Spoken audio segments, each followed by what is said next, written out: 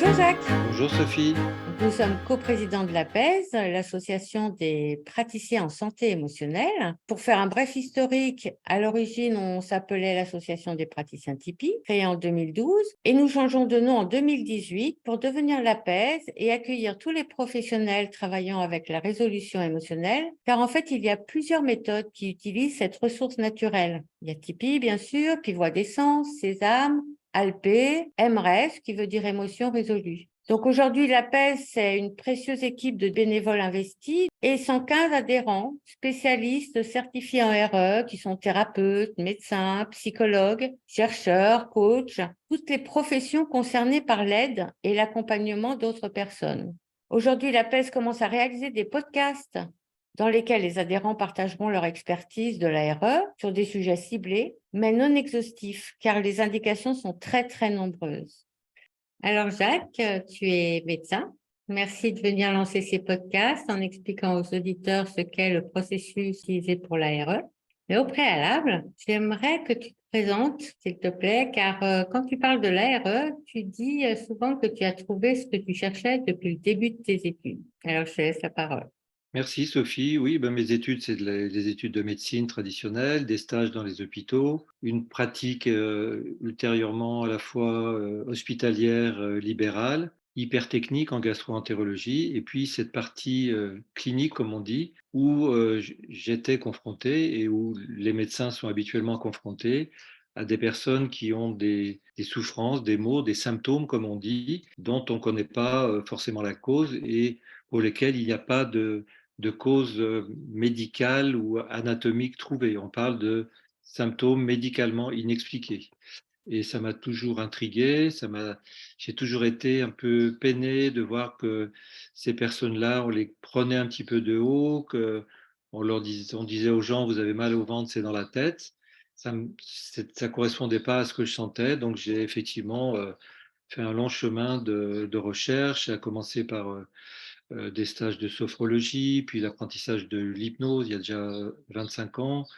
Puis j'ai été praticien EMDR, cette méthode d'évacuation des traumatismes avec les mouvements oculaires. Et puis j'ai découvert la résolution, régulation émotionnelle il y a une quinzaine d'années. Et c'est vrai que j'ai eu l'impression que ça me rendait ambitieux, c'est-à-dire que ça me permettait d'aller encore plus loin dans la prise en charge de ces personnes dont les souffrances sont essentiellement d'origine émotionnelle. On parle de troubles psychosomatiques, il y a plusieurs appellations. Et ce qui m'est apparu au fil du temps, c'est que la majorité, j'ai failli dire la totalité de ces problèmes étaient sous-tendus par des émotions qui le plus souvent sont enfouies, cachées, comme on dit, et qui peuvent avoir une source très très ancienne, très archaïque, même de la période périnatale. C'est pour ça que les méthodes intellectuelles ou d'analyse, la psychanalyse, arrivent à approcher et parfois à résoudre ces problèmes, mais l'essentiel est dans le corps et dans la mémoire physique. Donc, cette façon de faire, c'est quelque chose que certaines personnes font d'elles-mêmes, qui utilisent une ressource du cerveau, un mode de fonctionnement, on peut dire. Le cerveau, la conscience n'est pas capable de se porter en même temps sur les pensées et sur les sensations physiques. Et souvent, les pensées qui peuvent être utiles, on rationalise, on explique, c'est rassurant, mais ne vont pas toujours au cœur de la tension émotionnelle et physique qui génère des pensées. Donc ces méthodes d'analyse ne vont pas forcément au cœur de cette tension qui est enquistée. On parle de stress post-traumatique. C'est comme si on subissait des micro-traumatismes, voire des très gros traumatismes dans son enfance, mais même plus tard, à tous les âges de la vie, et que ce stress ne pouvant pas être assimilé, intégré, restait caché, restait dans ce qu'on appelle une mémoire tampon, et cherchait tous les moyens à sortir, les moyens habituels étant des symptômes qui peuvent être physiques, qui peuvent être psychiques comme les angoisses, le stress, mais les deux étant bien sûr souvent associés. Donc la méthode est simple, je dirais facile à faire, pas très facile à apprendre, pas très facile à intégrer dans le quotidien parce qu'on est habitué, on a des réflexes face à ce qui nous contrarie, soit de fuir, on pense à autre chose, on fait autre chose, soit on échappe dans des drogues, dans des addictions, ou bien on projette sur l'extérieur. Donc on a des habitudes de fonctionnement qui aboutissent à éluder un petit peu le cœur sensible du problème. Donc cette méthode consiste, donc moi je parle surtout de MRES que j'ai développé avec d'autres formateurs. Cette méthode permet d'identifier la tension, l'émotion, le stress et de la rapporter aux sensations physiques et pas à la compréhension, pas au mental. Alors, je parle d'MRES, mais toutes les autres méthodes qu'on a citées aboutissent à la même chose. Donc, ce simple processus, ce simple recentrage de la conscience sur les sensations physiques permet d'une part d'arrêter les pensées, parce que le cerveau ne peut pas faire les deux en même temps, comme on vient de le dire, et d'autre part, c'est comme s'il y avait un espèce de processus de mise à la terre quand il y a un court-circuit. La tension traversée, la tension physique traversée, finit par s'assoupir, par s'adoucir, par s'assouplir. Donc, c'est ça le processus. Et dans ma démarche, dans ma pratique, ben, j'ai observé des gens avec des problèmes psychosomatiques. Alors, dans ma spécialité, c'était des douleurs de ventre, des troubles du transit. Donc, j'ai vu beaucoup de ces personnes soulagées, parfois en une séance. C'est pas toujours aussi magique. La résolution émotionnelle n'est pas toujours suffisante, mais on peut avoir des résultats parfois très spectaculaires et on peut réveiller ou réactiver des sensations extrêmement fortes, puissantes et parfois très significatives de traumatismes très anciens comme la période périnatale. Moi, j'ai assisté à des descriptions par la personne de sensations évoquant par exemple une inhalation amniotique qui se produit au moment de la naissance ou des compressions du corps, comme je l'ai vu il n'y a pas longtemps, très extrêmes, pouvant évoquer une naissance.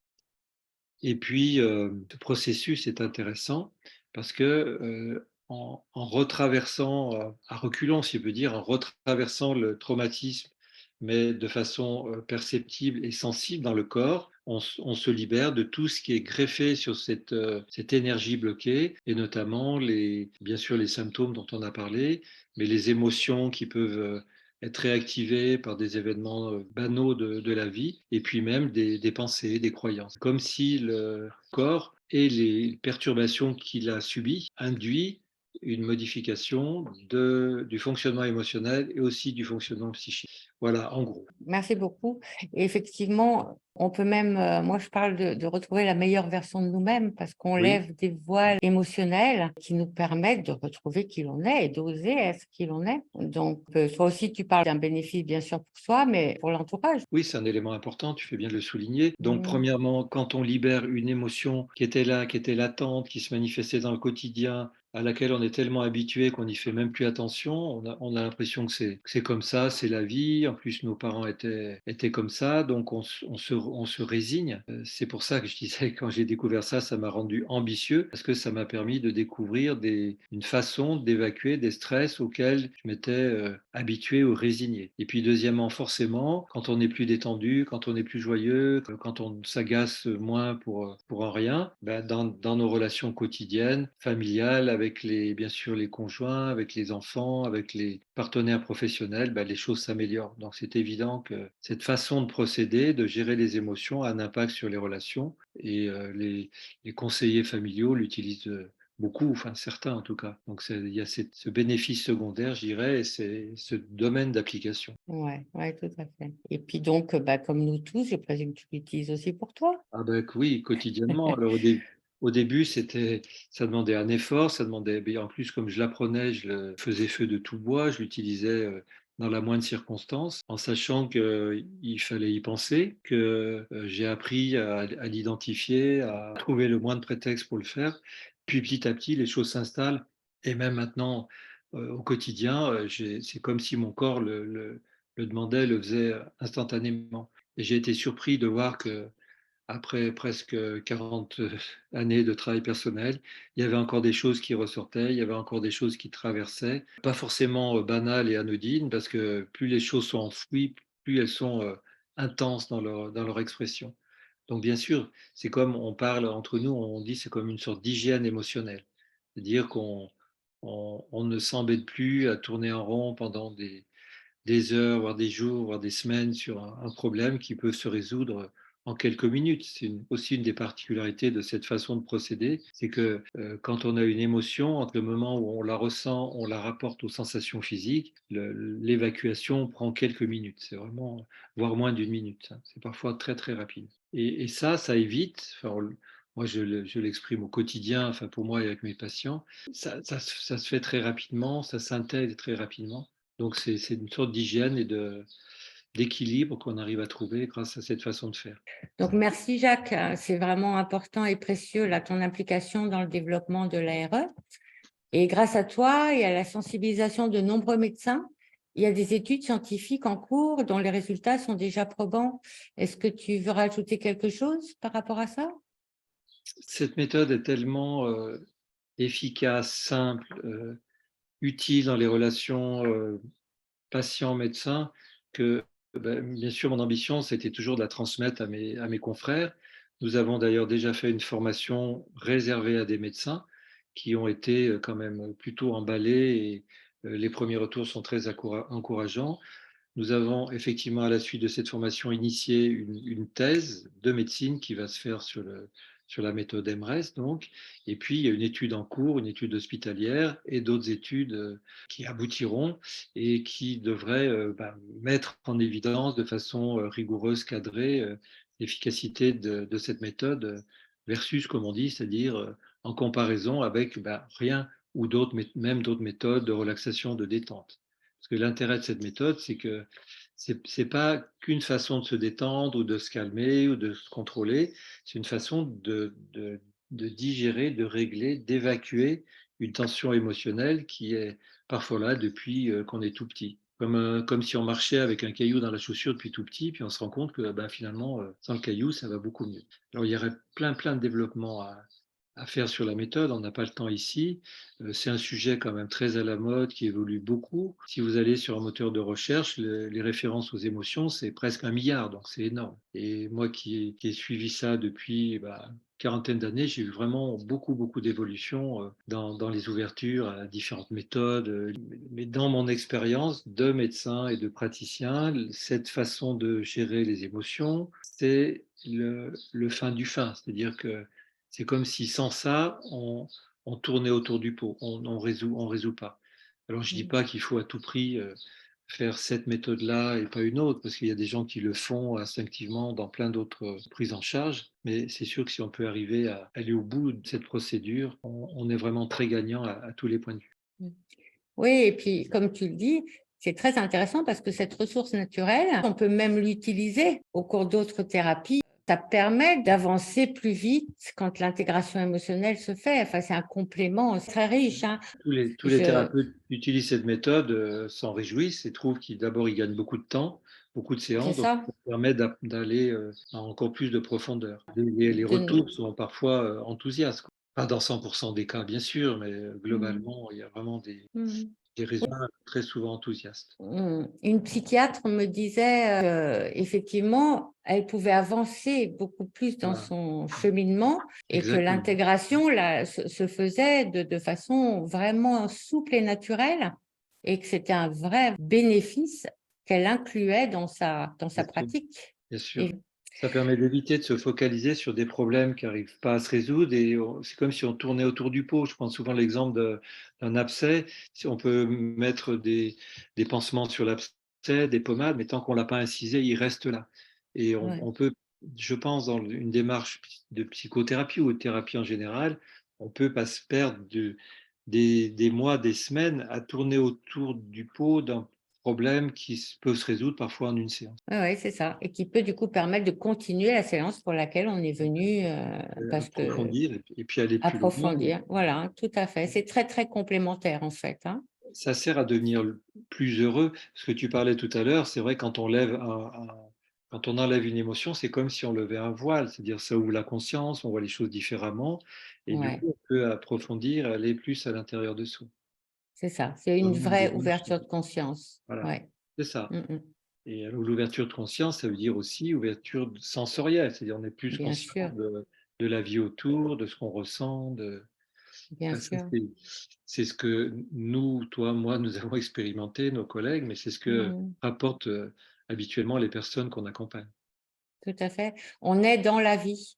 Et on le Exactement. constate aussi quand on est en inhibition, on est complètement coupé de la vie. De lever ça, ben, on vient dans la vie, quoi. Exactement. Oui, oui, Ouais. exact. Superbe. Ben, écoute, merci beaucoup, Jacques, hein, pour le travail là, qui ne cesse de s'affiner. Je propose d'arrêter là ce podcast de présentation, hein, qui va donc lancer toute la série d'autres très intéressants. Et chers auditeurs, vous pourrez trouver en fait sur le site de l'APES toute information complémentaire, notamment l'annuaire des professionnels en France et à l'étranger, que ce soit pour des consultations ou pour des formations. Et puis, sachez qu'un accompagnement peut se faire durant une séance en face à face ou à distance, quelle que soit la difficulté à travailler. Je vous invite à aller voir aussi sur le site toutes les indications parce qu'elles sont vraiment très nombreuses et qu'on ne traitera pas en podcast toutes les indications. Tout ça va toucher les comportements de stress, d'anxiété, de mal-être, de peur, de phobie, d'angoisse, d'irritabilité, de violence, d'inhibition, tout ce qui est blocage, les états dépressifs. Et puis, comme Jacques l'a dit aussi tout à l'heure, la résolution émotionnelle nous permet d'éviter de partir sur des comportements inadaptés et délétères, voire psychosomatiques. Sachez aussi que chaque professionnel apprend à pratiquer en autonomie, donc ne vous privez pas non plus de cela. Faire une séance, vous allez aussi pouvoir contribuer à améliorer vous-même votre santé physique, psychique et relationnelle. Donc voilà, je vous souhaite à tous une bonne continuation et puis plein de résolutions émotionnelles. Jacques, je te remercie une nouvelle fois. Et à toi aussi pour tout ton Voilà. travail. À bientôt. Au revoir, Sophie.